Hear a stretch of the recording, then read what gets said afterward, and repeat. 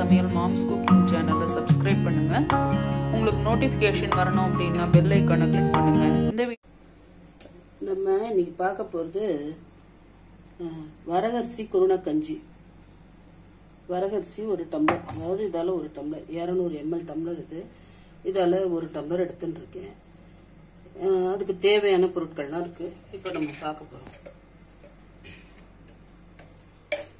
இதுக்கு தேங்காய் எண்ணெய் குத்திண்டா தான் நல்லா இருக்கும். தேங்காய் எண்ணெய் குத்திருக்கேன். இப்போ தேவையான அளவுக்கு கடுகு 1/2 ஸ்பூன் போட்டுருக்கேன்.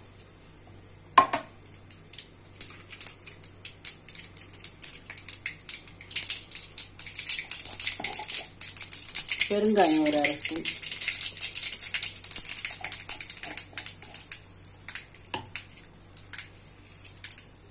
இப்போ மோர் மிளகாய் வத்தல்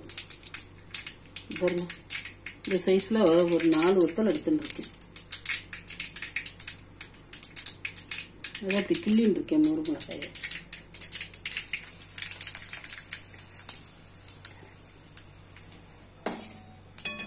நாலு மோர் மிளகாய் வத்தல், கருவேப்பிலை, அவ்வளோதான்.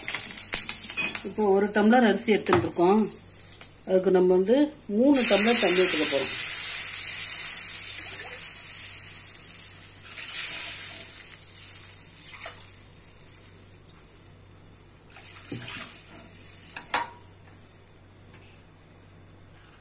ஒரு 1/2 ஸ்பூன் ஜீரகம்,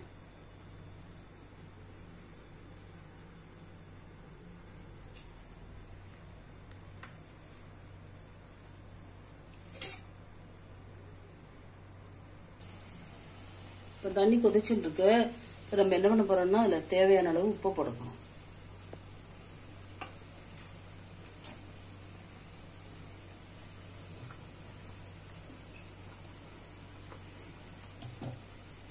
தேங்காய்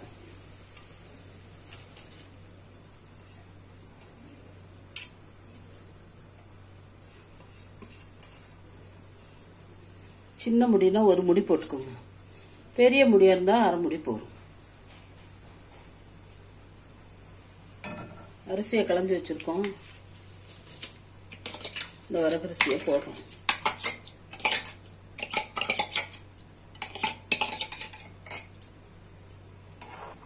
இப்போ கொத்தமல்லி இலை அதையும் அதில் போடுறோம். இப்போ நல்லா கொதிக்கிறத இப்போ இதை ஒரு பாத்திரத்தில் மாற்றி குக்கரில் வைக்க போகிறோம். இப்போ இதை கொதிச்சதை ஒரு பாத்திரத்தில் எடுத்து கொட்டி வச்சிருக்கோம். இதை அப்படியே நம்ம குக்கருக்குள்ள வச்சு வேக வைக்க போகிறோம். இதுக்கு சிம்பிளாக ஒரு தொட்டுக்க கொஞ்சோண்டு தேங்காய் போட்டிருக்கோம், கொஞ்சம் உப்பு, கொஞ்சோண்டு புளி, ஒரே ஒரு வத்த மிளகாய். இதை ஒரு தொகையல் மாதிரி இப்போ அரைக்க போகிறோம். இப்போ இது வெந்துட்டு குக்கர்ல வச்சிருந்தோம் இல்லையா, அது பாருங்க வெந்துடுத்து. இப்ப நம்ம கஞ்சி ரெடி பண்ண போறோம்.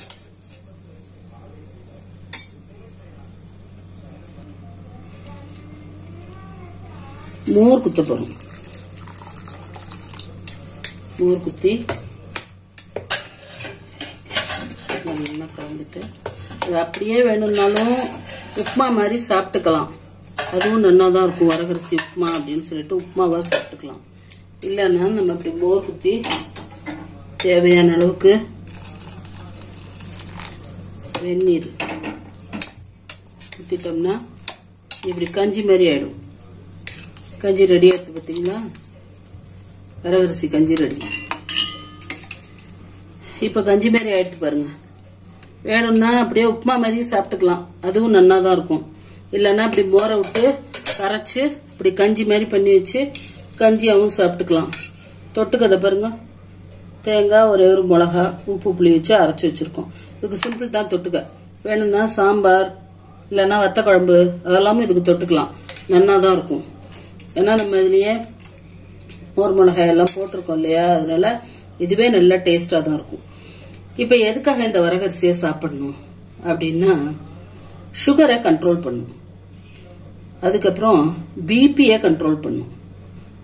உடம்பு வெயிட்டை குறைக்கும். அது அதுக்கப்புறம் இதுல ஏகப்பட்ட சத்துகள் இருக்கு. இப்போ B6 இருக்கு, அப்புறம் மேக்னீஷ் இருக்கு, பாஸ்பரஸ் இருக்கு, கால்சியம் இருக்கு, ஃபைபர் இருக்கு, எல்லா சத்துக்களும் இருக்கு. அதனால இந்த மலச்சிக்கல்ங்கிறது வரவே வராது இது சாப்பிட்றதுனால. அதுக்காக இதை டெய்லி சாப்பிடலாமான்னா சாப்பிடக்கூடாது. வாரத்துல ஒரு நாள் அப்படி சாப்பிடலாம். இந்த வரகரிசியை விளைவிக்கிறதுக்கு தண்ணி ரொம்ப தேவை கிடையாது. குறிப்பிட்ட அளவு தண்ணி இருந்தாலே போதும், அதுலயே இதை விளைவிச்சிடலாம். அப்புறம் உரம் தேவை கிடையாது ரொம்ப, ஏன்னா இதுல வந்து பூச்சியே அடிக்காது ரொம்ப. அதனால உரம் தேவை கிடையாது இந்த அரிசியை பயிர் பண்றதுக்கு. அதனால வரகரிசின்னு சொல்றோம் இல்லையா, இது வந்து நமக்கு வரம். அதனாலதான் நமக்கு இதுல இவ்வளவு இது இருக்கு. இதெல்லாம் பாத்தீங்கன்னா குறுந்தானியம்னு சொல்றது, குறுந்தானிய அரிசி. இதெல்லாம் இப்படி வாரத்துல ஒரு நாள் சாப்பிடுறது உடம்புக்கு நல்லது. ரத்த ஓட்டத்தெல்லாம் நல்லபடியா சீர் பண்ணும். அதுக்கப்புறம் அந்த வெய்ய காலத்துல பாத்தீங்கன்னா இந்த யூரின் போனா கடுக்கும், அப்புறம் எரிச்சல் ஆகும், அப்புறம் கிட்னி ஸ்டோன் வரும், இந்த மாதிரி நிறைய பிரச்சனைகள் வரும். இதை சாப்பிடும்போது இது என்ன பண்ணணும்னு கேட்டீங்கன்னா, அந்த தண்ணியை அப்படியே உள்வாங்கி தற்காத்து அப்படியே வச்சுட்டு இருக்கும், ஒட்டகம் மாதிரி. அதனால நமக்கு அந்த மாதிரியான கிட்னி சம்பந்தப்பட்ட பிரச்சனைகள்லாம் இதை சாப்பிடும்போது அதெல்லாம் சரியாகும். அதனால எந்த விதத்துல பார்த்தாலும் இது ரொம்ப நல்லது. இதை வாரம் ஒரு தடவை இப்படி பண்ணி எல்லாரும் சாப்பிடலாம். வயசானவங்க, சின்ன குழந்தைங்க, பெரியவங்க எல்லாரும் இதை சாப்பிடலாம். தேங்காய் போடுறதுனால தேங்காய் எப்பவுமே பாத்தீங்கன்னா மூளையில இருக்கிற புண்ணை கூட சரி பண்ணும். மூளை இல்ல, வீட்டுல இருக்கிற மூளை இல்ல, நம்ம தலையில இருக்கிற மூளை, பிரெயின், அதுல இருக்கிற புண்ணை கூட சரி பண்ணக்கூடியது இது. உடம்புல இருக்கிற எல்லா புண்ணையும் சரி பண்ணும் அப்படின்னு நான் இப்ப ஏற்கனவே உங்களுக்கு சொல்லியிருக்கேன். பிரெயின்ல இருக்கிற புண்ணையும் சரி பண்ணும். அதனால இந்த மாதிரி சாப்பிடுறது ரொம்ப நல்லது. இதை வாரம் ஒரு நாள் பண்ணி சாப்பிடலாம். அதுக்கப்புறம் உடம்புல இருக்கிற தேவையில்லாத கொலஸ்ட்ரால் அதை வந்து இது சரி பண்ணும். இந்த வரகரிசி ரொம்ப ரொம்ப ரொம்ப ஒரு முக்கியமான உணவு. அரிசியை வச்சு நம்ம என்னெல்லாம் பண்ணுவோம்? இட்லி பண்ணுவோம், தோசை பண்ணுவோம், உப்புமா பண்ணுவோம், அப்புறம் அதை மாவரைச்சு குழக்கட்டை பண்ணுவோம், புட்டு பண்ணுவோம், இப்படி நிறைய முறுக்கு பண்ணுவோம், பொங்கல் பண்ணுவோம், எல்லாம் பண்ணுவோம் இல்லையா? அதெல்லாம் நம்ம அரிசியை வச்சு என்னெல்லாம் பண்ணுவோமோ அது பூராவுமே வரகரிசியை வச்சு நம்ம பண்ணலாம். வரகரிசி முறுக்கெல்லாம் ரொம்ப டேஸ்டா இருக்கும். இதுல பொங்கல் பண்ணா அது பிரமாதமா இருக்கும். இட்லி, தோசை எல்லாம் பண்ணலாம் இதை வச்சு.